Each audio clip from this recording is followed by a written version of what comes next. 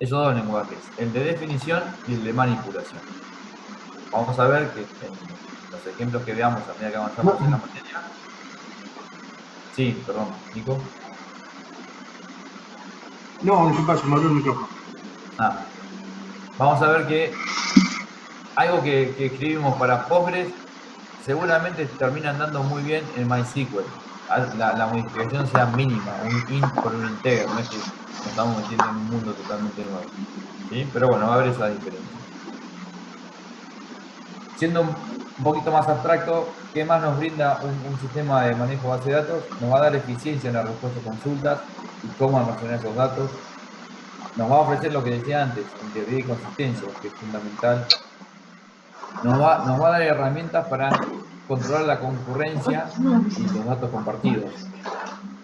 Ahí sí puede ser, esta puede ser la parte donde no sea tan parecido una vez que nosotros nos aboquemos más en Postgre o en Oracle o en MySQL. Ahí puede ser que donde tengamos mayores diferencias del lenguaje, ¿sí? Que la reescritura, si queremos migrarnos de Postgre a MySQL, puede ser que la parte más compleja sea en reescribir los bloqueos de tablas o reescribir el tema de semáforos o cómo se comienza y se termina la transacción. Puede ser que ahí esté lo más difícil. Ahí mencioné una palabra que es transacción. La transacción es lo que nos permite hacer ser atómicos a un sistema de base de datos. ¿Sí? ¿Se acuerdan lo que era atomicidad? Si yo pido una instrucción que consiste de dos o tres operaciones, No sé, yo necesito que esas dos o tres operaciones se hagan yo se lo doy todas. a ella y ella me paga y Lo contrario, no se debería hacer ninguna porque yo estoy manipulando datos no se lo tengo que llevar así. y necesito hacer una operación atrás de la otra y plasmar el nuevo resultado antes que otro 2000 los 5 platos usuario esté leyendo esa información. y 2500 creo gastados hace rato. Los sistemas de base de datos se controlan puede ser por bloqueo de tablas o con manejo de transacciones donde nos permite esto. Si algo, por lo general la transacción abarca más operaciones y hasta operaciones un poco más dispares o distintas. Yo puedo tener un paquete de operaciones para actualizar varias tablas, que a su vez a cada una de esas tablas le pido un bloqueo, pero esa transacción sí es importante que todas estas operaciones, estas 10 operaciones, las pongo adentro de una transacción y vuelvo al mismo concepto de atomicidad. Si alguna de esas operaciones, por X razón, falla, porque el disco se rompió, o porque una foreign key, otra palabra que vamos a ver más adelante, no existe, debería dar marcha atrás a todo lo que hice, ¿sí? Y mostrar el error adecuado para que el programador identifique ese error y trate de corregirlo, porque si ese conjunto de operaciones avanzaban, ya una de esas operaciones no anduvo, y ya si no anduvo una de esas operaciones, lo más probable es que el resto de las operaciones estén trabajando ¿Qué? asumiendo que está todo bien. La transacción nos permite eso. Si tengo 10 operaciones, las prueba de hacer, Ah, ¿sí? sí. Prueba una, la prueba segunda, simula que se están haciendo las operaciones, pero si falla una, esa simulación no pasa nada, deja todo como está. Y si llegamos a terminar, si pasa todas las operaciones bien, lo que hace es un commit, que es efectivamente escribe todas esas operaciones en la base de datos. Eso la verdad que si estamos analizando las ventajas o desventajas de un sistema de base de datos, es buenísimo que eso pase. De otra forma nosotros estaríamos con un cuadernito borrando, tachando, y si borramos ya después no vamos a poder ver qué es lo que había. En un sistema de base de datos eso está. ¿El qué? Nos permite recuperación de fallos porque ¿Y lo va qué? guardando todo en una... Cada operación que Sí, hace pero pedí un la ticket. guarda en un log. ¿Sí? Se escribe, por las dudas, se escribe con una bitácora de lo que va haciendo y qué datos va actualizando. No sé, más o Entonces, menos, yo te frente a algún redacté, fíjate. fallo, lo que vamos a lograr es, leyendo ese blog, poder recuperarlo o el mismo sistema recuperarse. Y como le da el ejemplo hoy de un alumno, un profesor escribiendo una nota, también nos brinda la seguridad y facilidades en la administración de los datos. ¿qué niveles de descripción tenemos de datos? Vamos a tener, son 3 niveles: nivel físico, nivel conceptual y nivel de vistas. ¿Sí? ¿Qué es lo que está bueno de estos 3 tipos de niveles? Es que nosotros vamos a tener el nivel físico, que va a ser una estructura de la base de datos, ¿sí? La estructura física, que eso va a estar almacenado en un disco físico. ¿Sí? Vamos a tener cómo está la tabla, cada uno de los atributos, de qué tipo es y cómo están relacionados. Escúchame, para hacer, por ejemplo, Vamos a ver la parte lógica, perdón, vamos a ver, la parte física es el dato almacenado en cada tabla. El nivel conceptual o lógico es cómo están relacionadas esas tablas. Yo voy a tener físicamente 15 tablas y en el nivel lógico yo voy a decir que esta tabla está por esta columna, está relacionada con esta tabla y esta otra columna está relacionada con hasta muchos registros de otra tabla. ¿Sí? Por eso un poquito cuando hablamos de las relaciones de 1 a 1, 1 a mucho, muchos a 1. Y el nivel vistas es cuando ya nos metemos en el programa. ¿Sí? Nosotros podemos ofrecer interfaces o vistas para que el programa que nosotros vamos a estar en son dos niveles. La base de datos, donde tenemos los datos, y nosotros podemos después desarrollar un programa en Java o PHP que accede a esos datos por medio de vistas. Al acceder por medio de vistas, lo que nos da la posibilidad es, nosotros hoy programamos que nuestra base de datos está hecha en MySQL. Empezamos a profundizar y nos damos cuenta que por ahí Postgres es un poco más eficiente con nuestro tipo de base de datos. Quizás Postgres ande mucho mejor en cuanto a, no sé, creación de índices, búsqueda de datos, porque nosotros tenemos tablas muy grandes. Y capaz que hay unos asesores y nos dicen, si te pasas a Postgres, esto te va a dar mucho mejor. Bueno, escuchamos ese consejo, recreamos con esta complejidad que les mencionaba, que puede ser algunos tipos cambiar, pero que es posible, migramos todo a Postgres. Sí, dale, decímele. Postgres, pero Se cortó la pregunta. que no pude instalar la última versión de Postgres, pude instalar la 9.6 o algo así, que es un elefantito, pero no es tan lindo como el nuevo. Ah. La pregunta era si me va a servir esa o tengo que ver cómo instalar el otro. No, sí, te va a servir. Gracias, profe. La verdad que en el cambio de versiones hay cosas que no vamos a ser tan precisos en qué mejora cada versión, sino que la materia va a apuntar a algo más conceptual, no tan preciso. ¿Sí?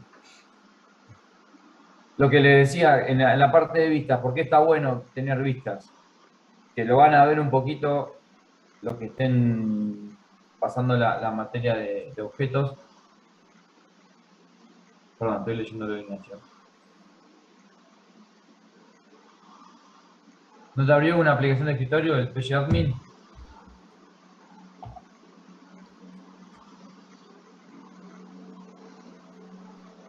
No, a ver, la busco, a ver si está. Ojalá que tendría que tener, para no hacer todo en línea de comando. La verdad que con el PGAdmin va a ser La más. busco. Le actualicé la versión, no me acuerdo tampoco, la última, la 20 puede ser, 21. 21. De pobre para Linux, no sé, pero lo buscamos un ratito. Bueno, listo, la busco la aplicación. Para Windows anda por la versión número 6. Teóricamente ya venía con el sistema. Ah. Bueno, entonces capaz se le puede poner el paquete de interfaz de usuario, para no hacerlo todo del shell, que claro, nada, va a ser un poquito más. Es posible, que- recontra posible, pero siendo nuevos en esto, por ahí se la va a complicar un poco. Sí. Bueno, gracias, lo investigo. Profe, eso después se lo pasa a los chicos de PIU, ¿eh? Sí, yo lo voy buenísimo. a subir ahí en el foro, porque es fundamental que tengamos eso. Entonces, lo de la vista lo que nos da es que nosotros nos independizamos, por así decirlo, del motor de base de datos que hayamos elegido. Lo podemos cambiar, lo podemos migrar, pero como nosotros manejamos con vistas, volvemos a escribir la vista en el nuevo lenguaje, en Postgres, si veníamos de MySQL, y para el software, para nuestro desarrollo de más alto nivel, la verdad que fue transparente, no le interesa qué hay debajo de eso. Él solamente se comunica con la base de datos por medio de vistas.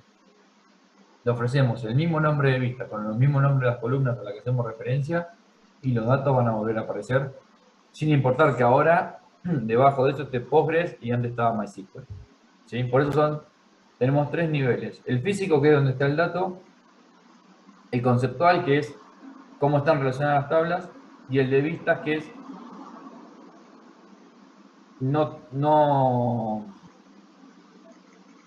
es solamente, nos da interfaces para comunicarnos con la base de datos sin que los cambios en la vista impacten físicamente en la base de datos.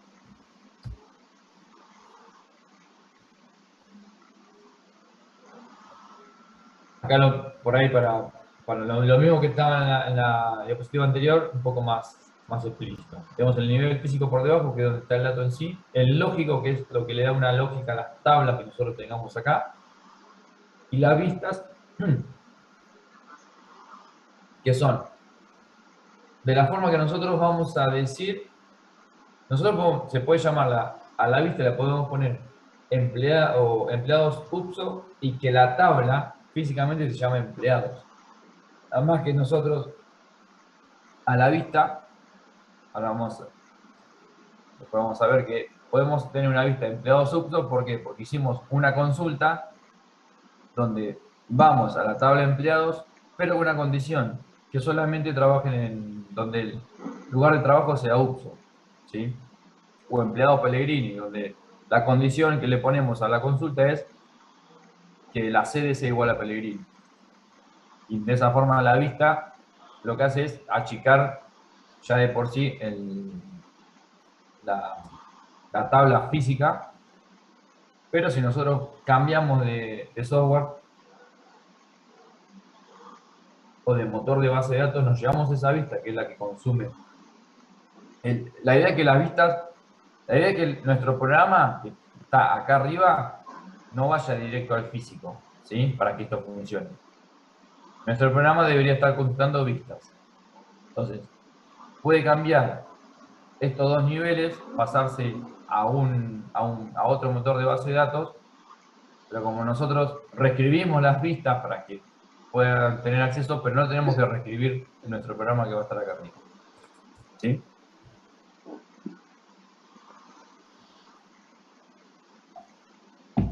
¿Qué es? Bueno, ya medio se lo adelanté. ¿Qué es esto? La independencia de datos. ¿Qué es? Que nosotros podamos modificar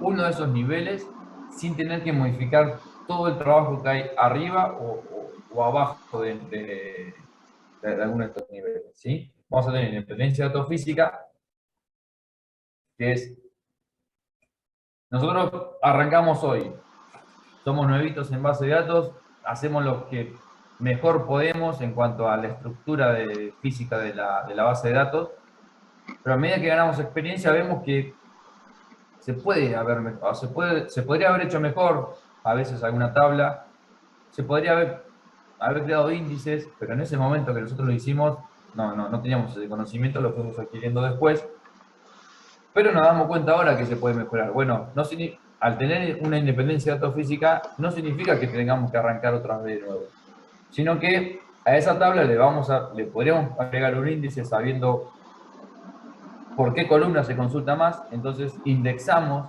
de acuerdo a esa consulta, que el índice es, acuérdense el ejemplo siempre de la guía telefónica. Si nosotros buscamos en una guía por apellido, indexemos el apellido, para que de esa forma, al buscar Rodríguez y si está indexado, va a ir directamente a la subtabla o a los resultados mucho más chicos para empezar a buscar, pero que ya empiecen con la letra R.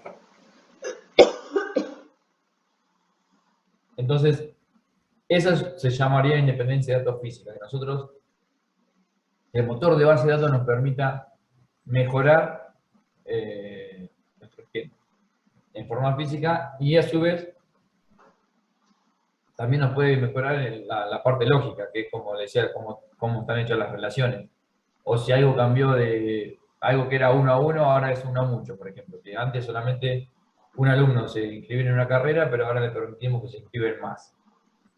Bueno, lo bueno de un motor de base de datos es que no tenemos que reescribir todo. Solamente cambiamos la forma en que almacenamos la información para que podamos permitir que el ID de alumno esté inscripto en más de una materia. Y con eso, las aplicaciones más arriba no se enteran, pero sí vamos a darle esa posibilidad. ¿Sí?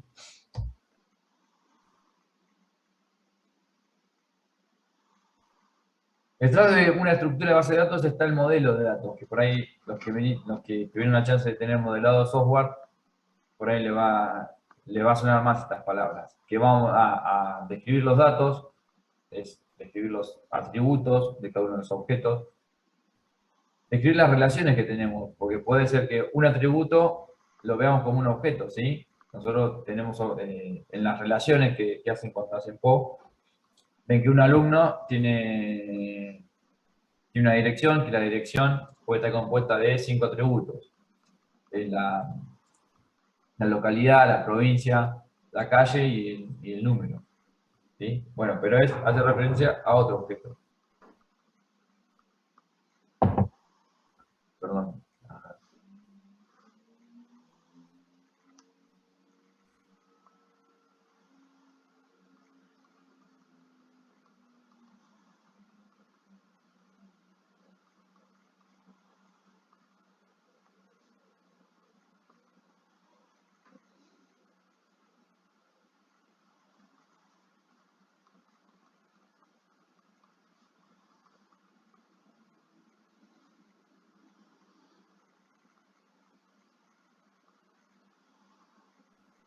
Perdón, ahí volví.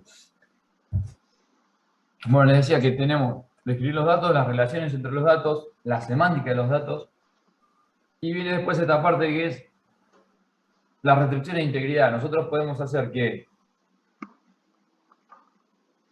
o como veíamos al principio, que cierto atributo tenga un dominio, es decir, que se pueda completar del 1 con, no sé, yo pongo calificación. Calificación permita valores entre 1 y 10, no permita valores infinitos, porque no tiene sentido. ¿Sí?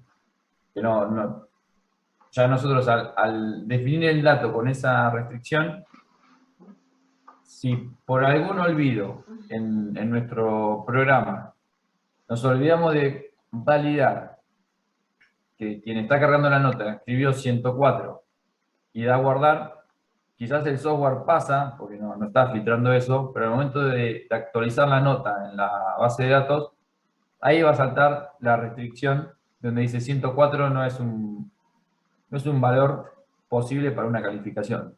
¿Sí? Lo bueno de tener esas restricciones es que si nos olvidamos en nuestra aplicación de detectar este tipo de restricción, al final, cuando quiera guardar, esa restricción va a terminar saltando y nos va a ayudar a que no tengamos datos incorrectos en la base. ¿Sí? ¿Vamos bien? Sí. Vamos. Sí, profe. Bueno. Modelos lógicos basados en objetos. Bueno, es lo que se utiliza para describir los datos en los niveles lógicos y en las vistas. Como veníamos diciendo, nos va a dar una estructura muy flexible y permiten que las restricciones se especifiquen correctamente. Nosotros, ya les digo, nosotros siendo conscientes de qué datos pueden estar en la base de datos, podemos hacer lo mejor que podamos que se nos ocurra en cuanto a restricciones al momento que estamos escribiendo las tablas. Después eso a su vez lo podemos también trasladar más arriba. ¿Por qué? Porque si toda nuestra, no sé, la carga de un usuario nuevo, o de una nota, o de una acta de promoción, la vamos a cargar, la vamos a enviar. Y al momento de enviar, va todo en una transacción gigante, ¿no? Con un montón de cosas más. Y porque falle una de esas insert o update, porque la base de datos dice, no puedes meter un 104 en una calificación, vuelve todo para atrás y recién ahí nos vamos a enterar de que todo lo que mandamos está mal. Por ahí eso hace perder tiempo, hace perder recursos del servidor, porque está haciendo cosas que por ahí, por un simple chequeo previo, al momento de que el usuario cargue una nota, eso, por ahí eso ya lo van tomando en práctica, pero que es muy fácil hacer un control, no sé, en PHP, en Java, que si vamos a cargar una nota, ahí mismo ya le pongamos ese control, solamente permitir valores del 1 al 10. Que no haga todo esto, que no viaje esa nota mal cargada hasta la base de datos para que salte al momento de escribir en la base de datos, que eso no corresponde, ¿sí?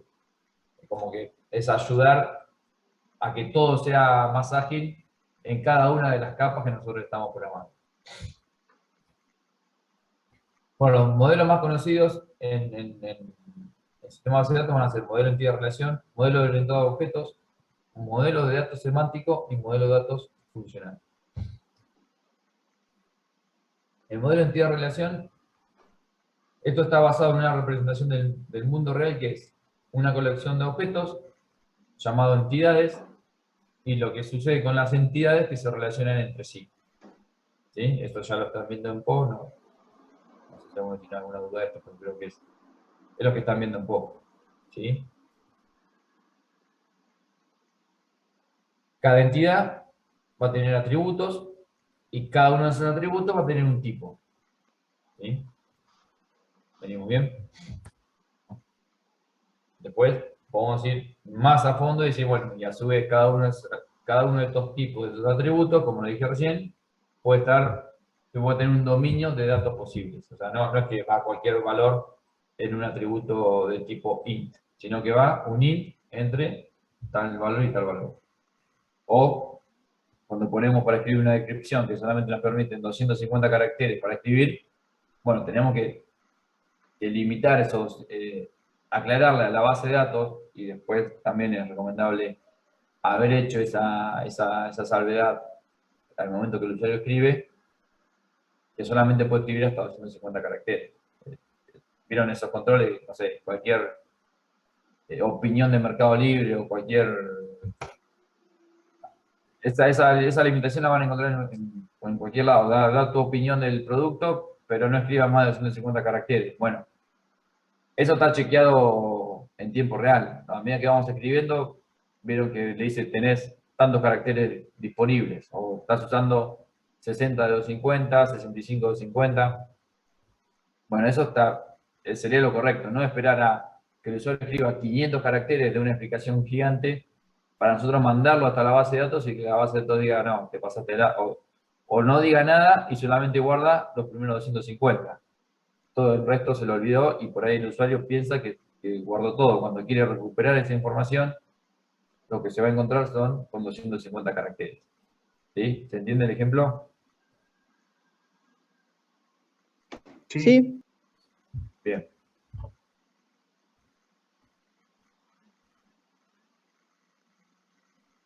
Cuando nosotros nos sentemos a hacer este diagrama, no es que vamos a pensarlo todo en nuestro cerebro y ya está, lo empezamos a escribir, sino que nos vamos a tomar el laburo de agarrar una hoja, escribir con papel cómo queremos que esto suceda, vamos a especificar cómo son las relaciones. Ya le digo, esta palabra la van a escuchar mucho, si es 1 a 1, si es muchos a 1, muchos a muchos, ¿por qué? Porque depende de esa relación si yo precisaría una tabla auxiliar o no. ¿Sí? Por eso es fundamental entender el problema que nos vamos a enfrentar. Por eso los ejercicios de esta materia van a ser, quiero hacer un sistema que haga esto. Yo lo que les voy a dar es un enunciado, como hacen un programa, ¿sí? Y en base a ese enunciado van a tener que captar las entidades de ese enunciado y entender por ese enunciado cómo se relacionan cada una de estas entidades, ¿sí?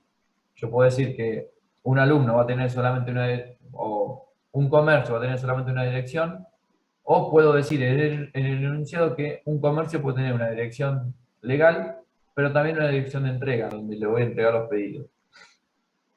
Bueno, yo ya ahí entiendo que la dirección no puede pertenecer a dos comercios distintos, ¿sí? Entonces ya tengo un comercio puede tener una dirección o más. Entonces ya es uno a muchos. ¿Cuántas? Por ahí el enunciado lo va a decir, puede tener una legal y una de entrega, o no lo va a decir, y entonces puede tener infinita, ¿sí? Pero ella no va indicando cómo yo lo tengo que desarrollar esto a nivel tablas. Sí, Ale. Profe, entonces, por ejemplo, en el caso de un comercio con las direcciones, nosotros tendríamos que poner las direcciones en otra tabla distinta del comercio para después poder relacionar, o las Exacto. direcciones van dentro de la misma. No, ahí lo que vamos a empezar a identificar con este enunciado es, bueno, entonces, si ya puedo hacer uno a muchos, significa que la dirección ya es una entidad propia, que yo tengo que hacer una tabla de direcciones y de alguna forma vincularla con un ID a la tabla de comercio. Entonces yo cuando quiero buscar las direcciones de tal comercio, yo sé que ese comercio tiene el ID número 500 y voy a la tabla de direcciones y busco darme las direcciones del ID comercio número 500. Y ahí me va a devolver todas las que aparezcan. Por ejemplo, ¿no? Adelantándonos un poquito a lo que va a ser la práctica. ¿Sí? Y ahí estamos haciendo una relación uno a muchos. En el caso que sea una relación uno a uno, por ahí yo puedo, ya queda puede quedar todo en la misma tabla. Si va a ser un comercio, una única dirección, y yo no quiero darle a la dirección la connotación de entidad, y hago comercio, nombre, razón social, y pongo calle, localidad y provincia. Todo en la misma tabla, porque va a haber una sola de cada una, ¿sí? ¿Se entiende? Sí, sí. Bien.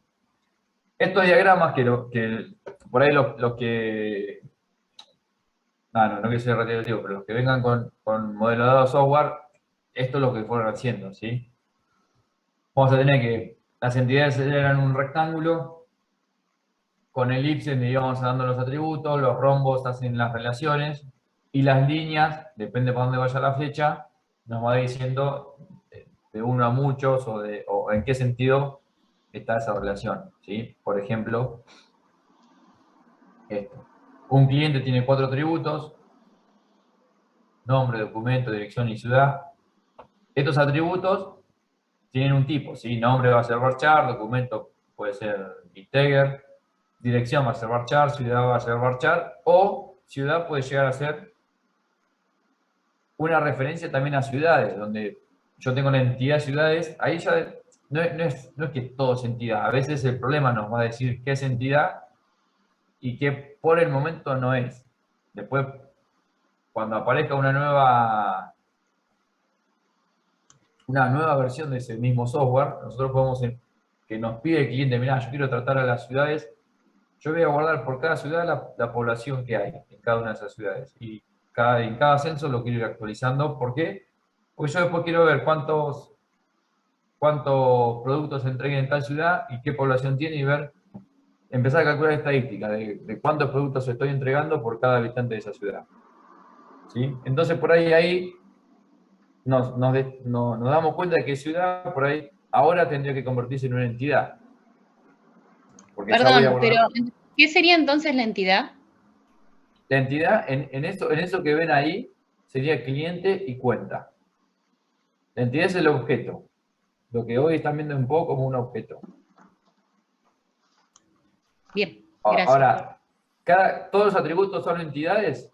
No, hay atributos que van a quedar como varchar. Lo que puede pasar en alguna actualización o en una mejora de software es que un atributo se termine convirtiendo también en una entidad, por el ejemplo que les acabo de dar, que ciudad, después de 2 años de que el software está corriendo, se le ocurre a quien nos contrata decir, no, yo de ciudad quiero tener más datos, no me sirve que se diga PWay, porque de hecho dice PWay y si me lo escriben de 2 formas distintas, medio que me ponen PWay con la diéresis en la U y PWay a veces no.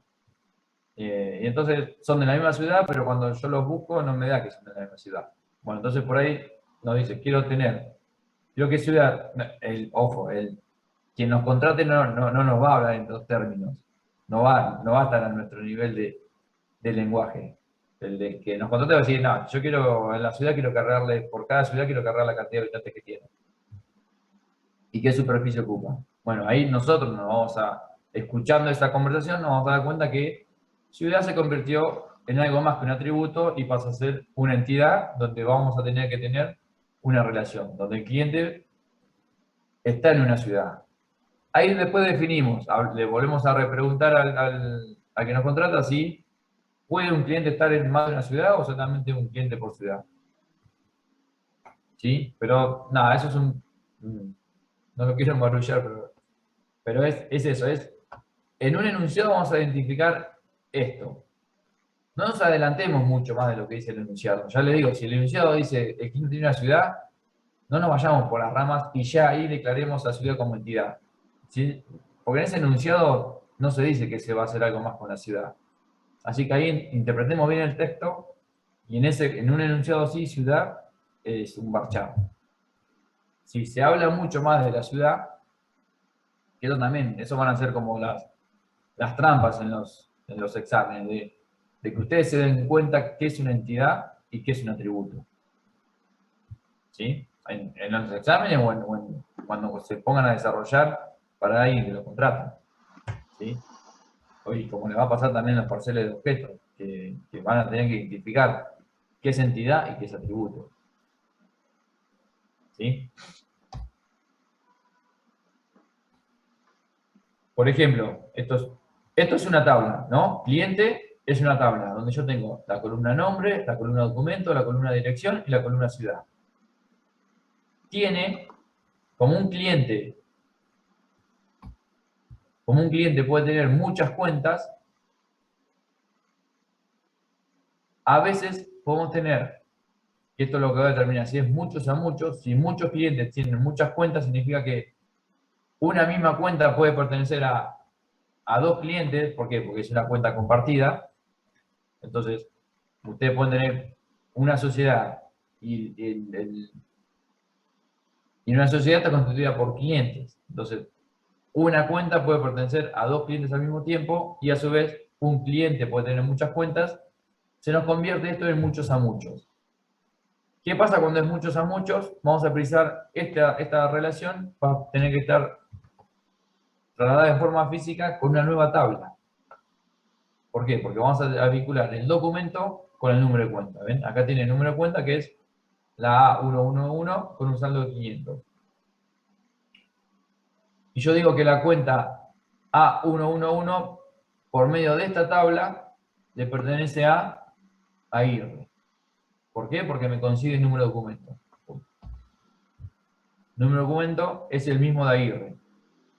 Y el número de documento va a ser, si yo elijo como clave, ya me estoy metiendo en un vocabulario bien de base de datos.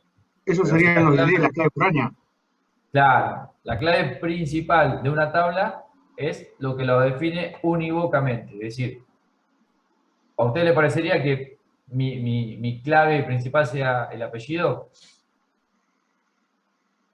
Y no, porque los Pérez o los García se complican. Son un montón. Entonces, no puede ser que yo elija como clave principal de una tabla el apellido, por la cantidad de repetidos que va a haber. Pero sí, si yo cargo el documento, ya la República o Argentina en este caso me asegura que no hay 2 números de documentos iguales. Entonces yo puedo tomar el número de documento como una clave unívoca. De esa forma, yo cualquier cuenta la puedo vincular con el número de documento. ¿Sí? Y acá, por ejemplo, esta cuenta, la A2244, esta que tiene un saldo de 900 pesos, corresponde a dos clientes al mismo tiempo. Corresponde al cliente Aguirre y al cliente que tiene todos dos, que es Raciati. ¿Sí? ¿Se ve por qué yo necesito una tabla más? Yo tengo dos entidades. Pero cuando me voy a la base de datos, a la definición física, por lo que decía el enunciado, que un cliente puede tener muchas cuentas y una cuenta puede pertenecer a más de un cliente, la forma de plasmar eso es con una nueva tabla que solamente aparece por el tipo de relación que es. Por eso es importante esta parte, la de cuando vamos a dar un enunciado, leer entre líneas cuántas son de un lado, cuántas son del otro, o cómo realmente está relacionado para entender si amerita una tabla nueva o no. Directamente, si un cliente puede tener una cuenta,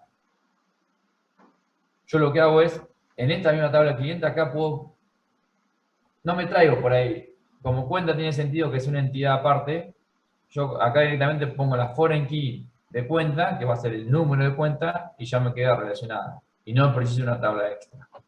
¿Sí? Yo si esta tabla no la voy a hacer, si va a haber un número de documento y un número de cuenta. Si no se repite el número de documento o no se repite el número de cuenta, esta tabla no tendría sentido. Directamente hago una columna extra acá, en cliente, que la vinculo con un número de cuenta. ¿Sí? Pero esas son cosas que nos vamos a ir dando cuenta a medida que veamos ejemplos de enunciados y que nos metamos más en esto. Esto es un pantallazo inicial de lo que vamos a encontrar.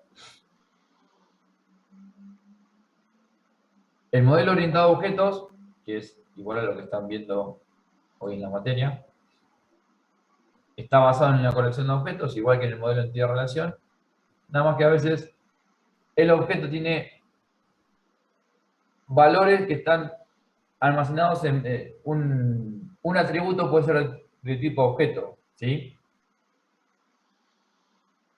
Nosotros cuando modelamos objetos, no sé, en un cliente, modelamos el objeto cliente y el objeto dirección. Y lo que hacemos es que el cliente tiene un atributo que es un objeto también, que es el objeto dirección. ¿Sí?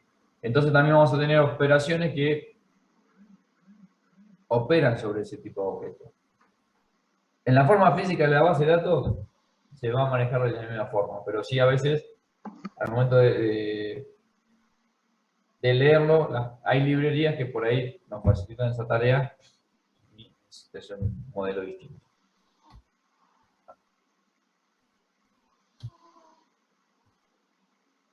Modelo lógico basado en registros.